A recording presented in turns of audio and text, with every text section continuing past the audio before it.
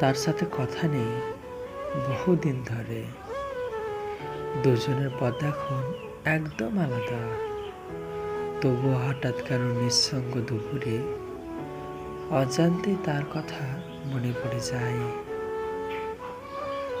সে এখন অন্যের জীবনে ব্যস্ত। আমিও নিজের মতো গুছিয়ে নিয়েছি।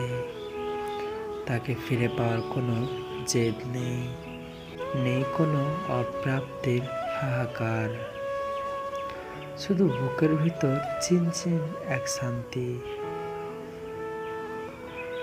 অগোচরে আজও তার ভালো যায়। ভোলার চেষ্টা এখন আর করি না, শুধু ভালোবাসি, ভালোবাসি, ভালোবাসি। আমাদের আজকের ভিডিও এ পর্যন্তই। ভিডিওটি ভালো লাগলে অবশ্যই চ্যানেলটিকে সাবস্ক্রাইব করে দেবেন এবং কমেন্টে আপনার মূল্যবান মতামত জানাবেন।